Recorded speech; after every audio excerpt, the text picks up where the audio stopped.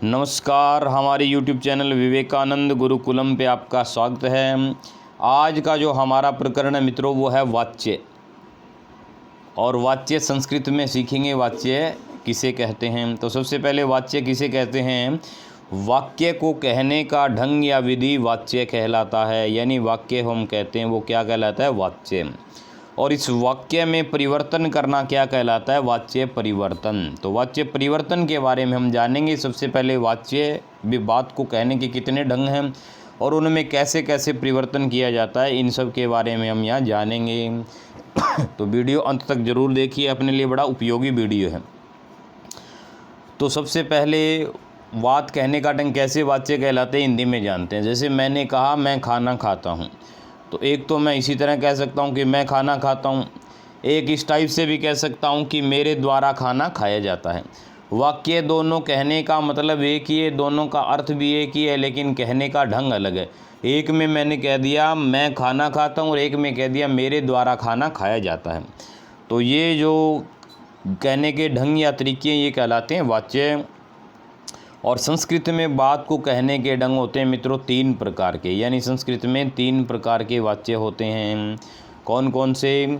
सबसे पहला कर्तृवाच्य, कर्मवाच्य और भाववाच्य। यानी कर्तृवाच्य, कर्मवाच्य, भाववाच्य तीन प्रकार के वाक्य संस्कृत में होते हैं। सबसे पहले कर्तृवाच्य। कर्तृवाच्य क्या होता है। कर्तृवाच्य किसे कहते हैं, जिस वाक्य में कर्ता प्रधान हो उसे कर्तृवाच्य कहते हैं। यानी बात कहने के ढंग में कर्ता अगर प्रधान हो उसे कर्तृवाच्य कहते हैं। कर्तृवाच्य में ये काम होते हैं, क्या, कर्ता में प्रथमा विभक्ति होती है, कर्म में द्वितीय विभक्ति होती है, और क्रिया, ये महत्वपूर्ण बात है, क्रिया पुरुष तथा वचन, क्रिया का पुरुष और वचन, ये बात नोट करना आप। क्रिया का पुरुष और वचन किसके अनुसार होता है, कर्ता के अनुसार।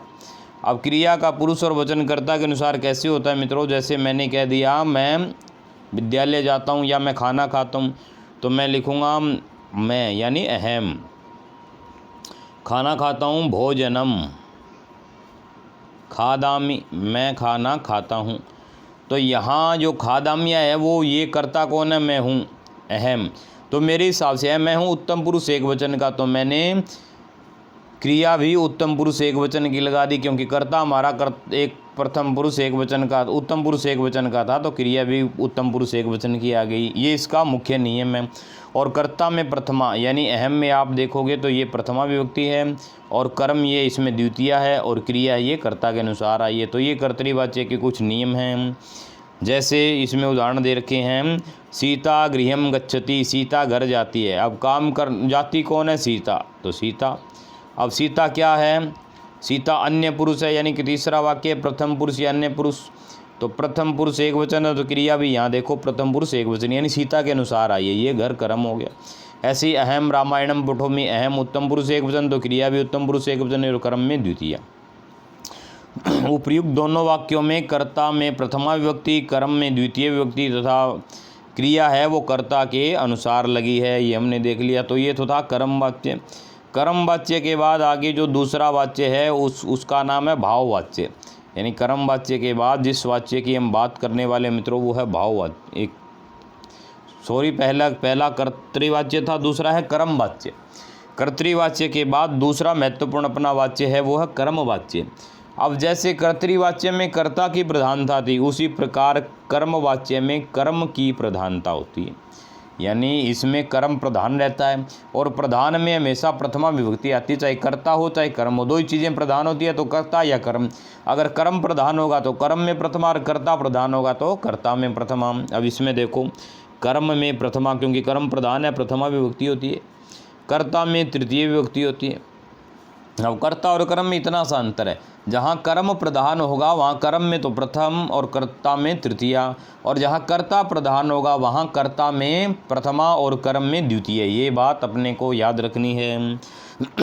और तीसरी बात, क्रिया का पुरुष तथा वचन भी इसमें कर्म के अनुसार लगेंगे। जैसे वहाँ कर्ता के अनुसार थे ना, यहाँ कर्म के अनुसार। जैसे उदाहरण हम देखते हैं, बालकेन पुस्तकम पठ्यते, बालक के द्वारा पुस्तक पढ़ी जाती है। या मैं यूँ कहूँ कि बालकों के द्वारा पुस्तक पढ़ी जाती है, तो बालकों का हो जाएगा बालकई। पुस्तक पढ़ी जाती है पुस्तकम, पढ़ी जाती है का पठ्यते।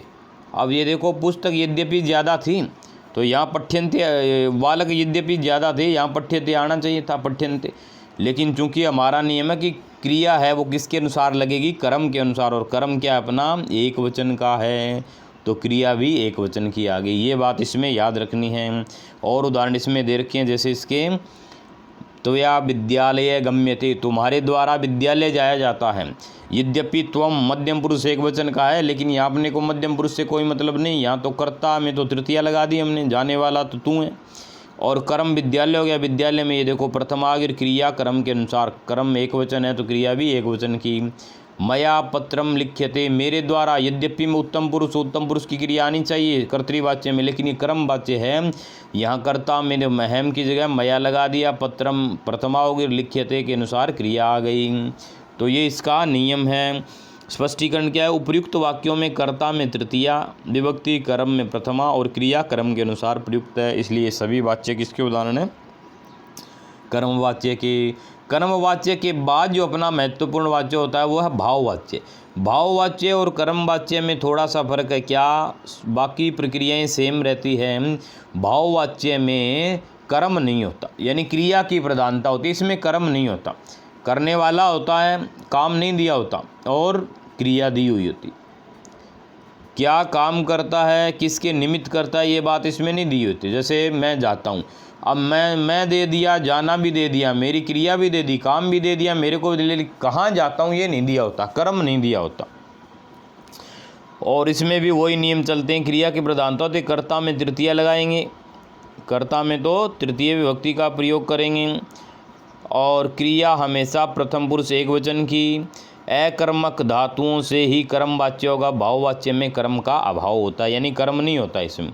जैसे इसके उदाहरण हम और देखते हैं, यहाँ दिए हैं काफ़ी उदाहरण, जैसे मया हस्यते, मेरे द्वारा हंसा जाता है, इसमें कर्म नहीं है। त्वया स्थीयते, तुम्हारे द्वारा ठहरा जाता है। ईश्वरेण भूयते, ईश्वर है, तो इनमें कहीं भी कर्म नहीं है। कर्ता में तो तृतीया आ गई, ये कर्म है, सारे कर्ता हैं। और क्रिया हमेशा क्या आ गई, प्रथम पुरुष एक वचन की प्रयोग कर दी।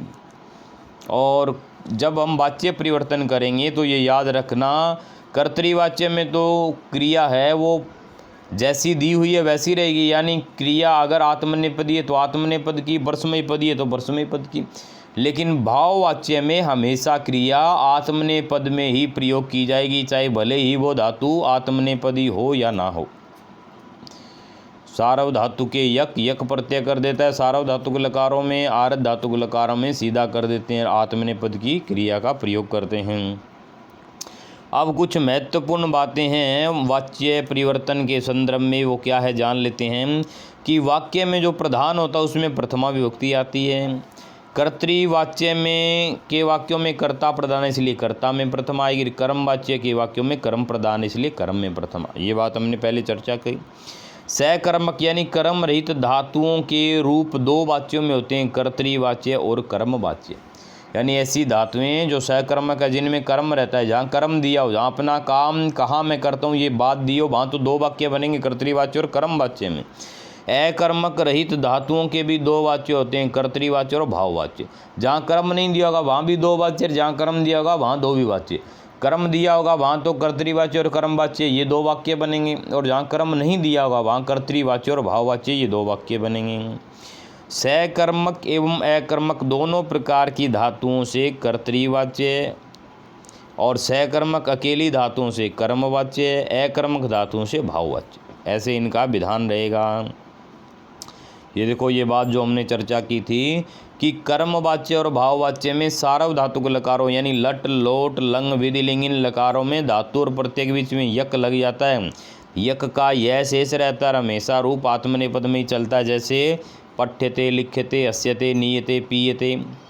और तृतीया का प्रयोग कर दिया जाता है, जैसे कर्तृपद ये दे रखे, भवान का बनेगा भवता, भवती का भवत्या, त्वम का त्वया, अहम करता है तो मया, सह करता है तो तेन, सा करता है तो तया, कह करता है तो केन, का है तो कया। इसी तरह इनके रूप चलेंगे आगे। जैसे और देखते हैं, करता हम ऐसे का एतेन, ऐसा का एतया, ये का येन, या का यया, सर्व का सर्वेण, सर्वा का सर्वया, अयम का अनेन, इयम का अनया, राम का रामेण, बालक का बालकेन, हरि कहा हरिणा, मुनि का मुनिना, पिता पित्रा, माता मात्रा, रमा रमया, लता लतया, नदी नद्या, लक्ष्मी लक्ष्म्या।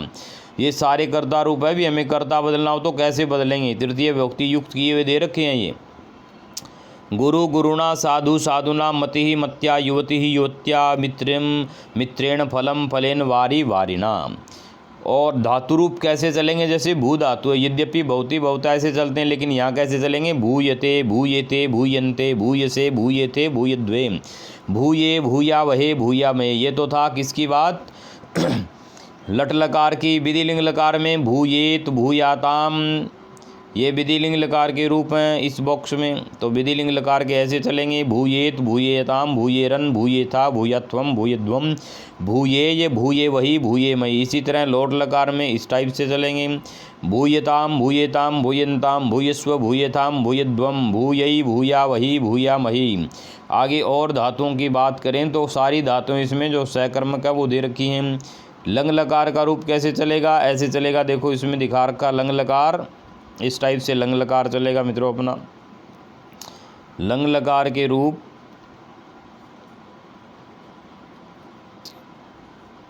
अभूयत, अभूये या ताम, ये देखो यहाँ अच्छे तरीके से दिखा रखे हैं। ये लंग लकार के रूप हैं। अभूयत, अभूये या ताम, अभूयंत, भूये, भूया वही, अभूया मई। लिट लकार के भविष्यते, भविष्येते, भविष्यन्ते, भविष्यसे, इसी तरह चलेंगे। ये तो थी भू धातु। आगे गम धातु की बात करें तो गम्यते, गम्यते, गम्यन्ते। इसी तरह वद धातु की बात करें तो वद धातु को संप्रसारण हो जाता है। संप्रसारण और रूप चलेंगे उद्यते, उद्यते, उद्यन्ते। पठ्यते, पठ धातु के, क्री धातु की क्रियते। यानी सारी धातुएं चाहे आत्मनेपदी हो चाहे ना हो, वो आत्मनेपद में ही चलेगी। बीच में इट है तो इट का आगम कर देंगे, इट नहीं है तो इट का आगम नहीं करेंगे। सारी धातुएं इसमें दे रखी है, आराम से देखना, सारी की सारी बड़ी अच्छे तरीके से धातु दे रखी है। इसके बाद आगे भी धातु दे रखी है, जैसे यास थी पीछे, यास के बाद यज है, वह धातु, श्रु धातु, तुद, भुज, हस, क्रीड, आस। ये महत्वपूर्ण धातुएं जो अपने परीक्षा में आती है, उन सब का हन और जीव धातु। और ये अभ्यास भी दे रखे हैं, देखो कैसे अपने को परिवर्तन करना है। भू का मतलब होना और रूप बदलेगा जब भूयते। जैसे कर्तृवाच्य में जब ईश्वर है, मैं ये कहूँ तो बढ़ेगा ईश्वर है अस्ति, अगर परिवर्तन करना तो ईश्वरेण भूयते। दूसरा वाक्य शिशु है मुस्के बिभ्यति, बच्चे चूहों से डरते हैं, तो क्या आएगा? शिशु भी मुस्के बीयते। शिशु है यानी बहुवचन था, तो बहुवचन तृतीया का शिशु भी। मुस्के भ्य, चूहों से, भीयते डरते हैं, इसमें पंचमी रहेगी। पथिकई मार्गे, ये रूप ऐसे बनेगा पथिका मार्गे सेरते, पथिक मार्ग में सोते हैं, परिवर्तन पथिकई मार्गे सह्यते। याचका भिक्षम याचनते, याचक भिक्षा मांगते हैं, तो याचकई भिक्षम याच्यते। स मिष्ठान्नम मत्ति, वह मिठाई खाता है, तेन मिष्ठान्नम मद्यते। आचार्य है सत्यम वदति, आचार्येण सत्यम मुद्यते। स श्लोकम जानाति, तेन श्लोक न जायते। श्रमिक भूमिम खनति, श्रमिकेण भूमि खन्यते। कृषक बीजानि वपति, कृषक बीज बोता है, कृषकेण बीजानि उप्यन्ते। मुनि कुटीरे तिष्ठति, मुनि कुटिया में ठहरते हैं, मुनिना कुटीरे स्थीयते। इसी प्रकार ये काफ़ी इसमें उदाहरण दे रखे हैं, आप उदाहरण करोगे तो इससे ये अपना प्रैक्टिस हो जाएगी। इसमें से ही कोई ना कोई वाक्य अपनी परीक्षा में आ जाएगा। सारी धातुओं का अभ्यास है इसमें परीक्षा की दृष्टि से, जैसे नी धातु, गम धातु, भक्ष, हन, पा, अस, श्रु, सेव, ची, हु, स्वप, मंत, पुज, क्री, ध्री, गण, लिख, ये सारी धातुएं जो परीक्षा की दृष्टि से महत्वपूर्ण के अर्थ भी साथ में दे रखे हैं। और कर्तृवाच्य से कर्मवाच्य में प्रयोग करना हो, ये हमने नियम पहले पढ़े थे। कर्ता में प्रथमा, जैसे अहम शिक्षाम लभे, मैं शिक्षा लेता हूँ, इसको परिवर्तन करता हूँ तो मया शिक्षाम लभ्यते। स पुस्तकम पठ्ठी, तेन पुस्तकम पठ्यते। स ईश्वरम स्मृति, तेन ईश्वर स्मृयते। क्यों आएगा? क्योंकि कर्ता से तो कर्ता में तेन, ईश्वर कर्म है तो कर्म में प्रथमा, स्मृति का आत्मनेपद में प्रयोग कर दिया। इसी तरह छात्राः प्रश्नं पृच्छन्ति, छात्रैः प्रश्नः पृच्छ्यते। गायकः गीतानि गायति, गायकेन गीतानि गीयन्ते। शिशु दुग्धं पीबति, शिशुना दुग्धं पीयते। ये इसके अभ्यास हैं। कर्मवाच्य से कर्तृवाच्य में प्रयोग करें तब ये नियम है क्या नियम लगाना अपने को, कर्ता में तृतीया और कर्म में प्रथमा विभक्ति, और जिस पुरुष और वचन का कर्म है उसी पुरुष और वचन की क्रिया लगा देंगे। जैसे कर्म वाच्य है अध्यापकेन पाठः पठ्यते, तो रूप बदलेंगे तो अध्यापक है पाठम पठति। अस्माभि सिंह दृश्यते, युष्ट अस्मत् शब्द तो अस्मत् का एक वचन बनेगा वयम सिंहम पश्यामः, सैनिक युद्धम क्रियते सैनिका युद्धम कुर्वन्ति। इस प्रकार ये बहुत सी उदाहरण इसमें दे रखे हैं, आप अभ्यास करोगे तो अच्छा, तो इससे अभ्यास होगा और इन्हीं में से कोई वाक्य परीक्षा में आ जाएगा। भाववाच्य सेम ही है, भाववाच्यों में कर्म नहीं होता, बस इतना ही थोड़ा सा भिन्न है। छात्र है क्रीडति, छात्र खेलते हैं, छात्रेण क्रीड्यते। बालकाः तिष्ठन्ति, बालकैः स्थीयते। सिंह गृजति, सिंहेन गृज्यते। अहं पठामि, मया पठ्यते। ईश्वर अस्ति, ईश्वरेण भूयते। तो इसी तरह बनेंगे क्योंकि इनमें कर्म नहीं है। तो ये था हमारा इसका कर्तृवाच्य कर्मवाच्य का वैस, और भी बहुत से अभ्यास वाक्य दे रखे हैं। इन सारे अभ्यास वाक्यों को करोगे तो मुझे पूरी उम्मीद है कि इनसे बाहर कुछ नहीं आएगा। ये टॉपिक आपके लिए बड़ा ही महत्वपूर्ण टॉपिक है और प्रत्येक परीक्षा में इनसे संबंधित प्रश्न आता है, तो इनका अच्छे तरीके से आपको अभ्यास करना है ताकि आपको वाच्य परिवर्तन में किसी प्रकार की कोई दिक्कत ना हो। तो ये था हमारा वाच्य परिवर्तन टॉपिक पूरा। अगर वीडियो अच्छी लगे तो अपने मित्रों में शेयर कीजिए, हमारे चैनल को सब्सक्राइब कीजिए। कल फिर मिलते हैं एक नई वीडियो के साथ, तब तक के लिए नमस्कार, जय श्री राम।